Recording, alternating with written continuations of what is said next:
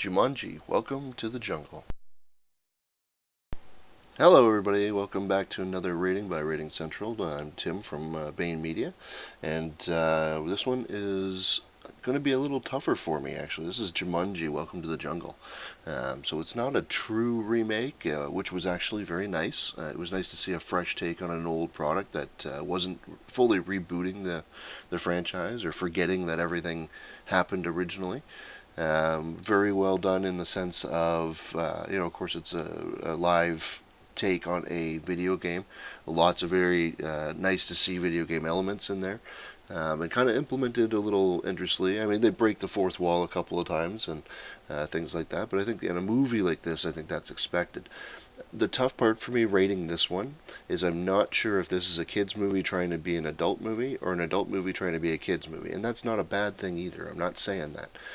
It just makes it tough to actually rate it. One thing I will say right off the bat is it was nice and fresh to see a movie like this that's quote unquote an action flick or something of that genre that doesn't have gratuitous violence. It certainly has violence. There's nothing like that, but it's very mild violence or very toned down violence, if you will. Very kid friendly, which again, myself having kids, it's nice to see that movies are still looking at doing things this way. One of my biggest problems with the movie, and again, this is not trying to take much away from it, but there's very little character development in it. But again, it's an action flick. You don't get a lot of character development typically in action flicks. I will say that Dwayne Johnson's performance I didn't necessarily believe all the time, which is unfortunate. I mean, he's a good actor. I don't mind The Rock in films typically, but his role as a geeky kid, I just didn't quite believe it when it came right down to it. Now, I will say this, though. Jack Black's character, by all means, he stole the show. He is funny. He's amazing. When it comes to his acting ability, I believed that he was the girl, and I mean, for a guy to pull it off, it's not an easy task. There's no two ways about that.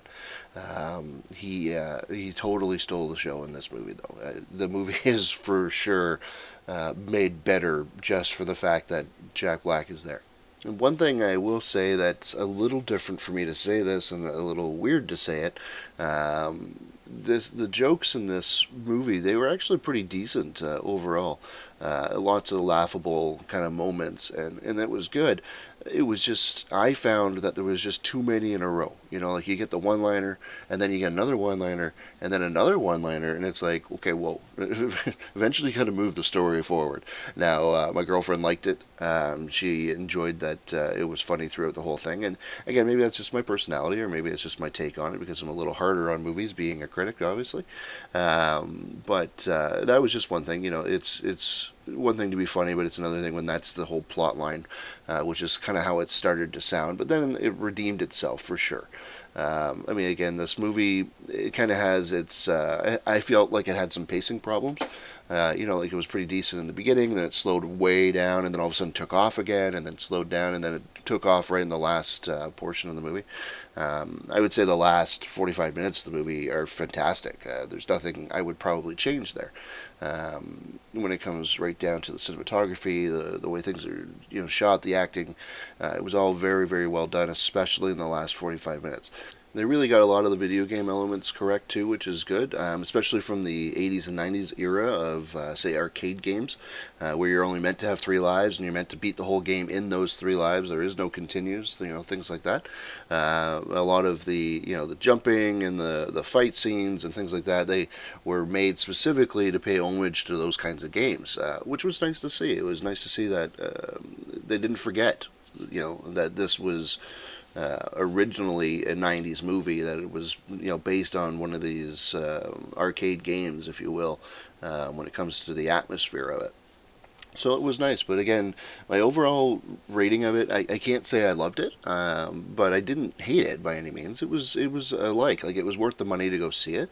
Again, it's very. I love the fact that it's very much made so that children can see it. Like my girlfriend and I regretted not taking our kids actually because they would have enjoyed it thoroughly, but we also wouldn't have felt bad because there's really very little language in it. Again, there's no gross or gory violence, which was good.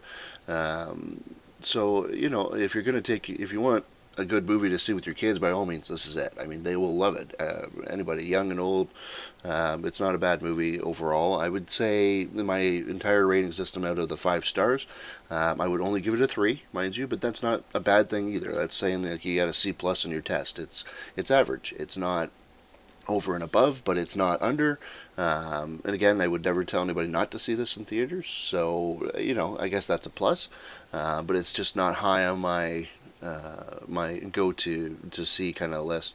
Again, there was some fundamental problems with it, but there was no story for me to really critique there. There's very little character development, that kind of stuff. So when it comes to making a movie feel something to you or making it worth 4 or 5 stars, I can't do that. So I would say 3, maybe even 3.5 if I had a half system, which we don't typically do. But yeah, 3.5 for sure. So again, this was Tim at Rating Central. Hope you enjoyed it. If you do, hit the like button there and hit subscribe because there's going to be more of these by all means. I got lots in the works. It's just a matter of getting them on the screen. So again, Tim, Rating Central and Bayne Media. Take care.